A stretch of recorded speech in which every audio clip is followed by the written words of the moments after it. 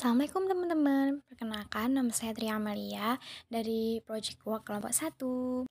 Saya di sini akan menjelaskan tentang persamaan dasar akuntansi. Yuk, simak videoku. Jadi, apa itu persamaan dasar akuntansi?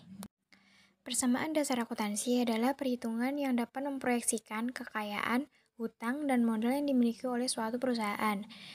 Seperti yang sudah diketahui, keseimbangan antara pemasukan serta pengeluaran merupakan prinsip dasar akuntansi.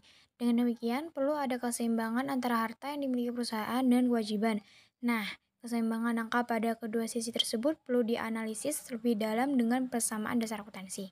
Persamaan dasar akuntansi penting bagi perusahaan karena memberikan beragam manfaat. Berikut ini beberapa gunaan dari persamaan tersebut untuk perusahaanmu.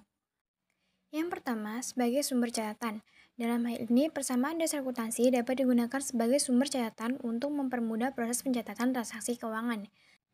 Yang kedua, referensi dalam pemeriksaan besaran saldo. Selanjutnya, persamaan ini dapat dijadikan alat untuk memeriksa besaran saldo yang masuk ataupun keluar dari rekening perusahaan.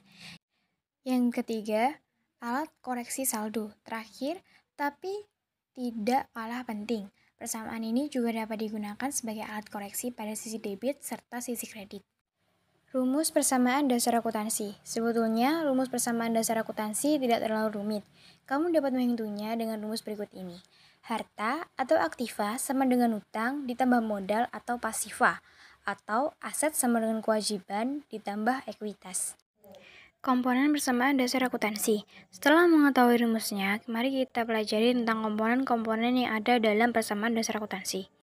Yang pertama yaitu aset, sumber daya yang dimiliki atau dikendalikan oleh perusahaan untuk diambil manfaatnya pada masa yang akan datang disebut aset. Dengan kata lain, aktiva atau aset adalah hal-hal yang bermanfaat bagi perusahaan.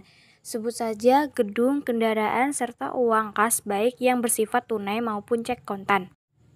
Yang kedua yaitu liabilitas atau kewajiban.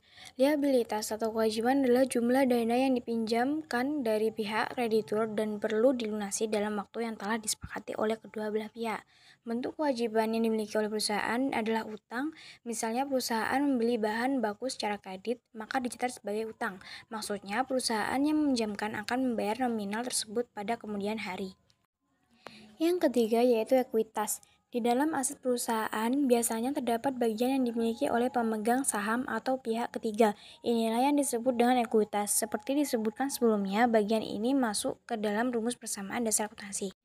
Jadi teman-teman, kesimpulan dari persamaan dasar akuntansi menunjukkan hubungan antara aset, liabilitas, serta ekuitas pemilik bisnis. Prinsipnya cukup sederhana, total aset perusahaan setara dengan liabilitas ditambah dengan hak pemilikan para pemilik bisnis.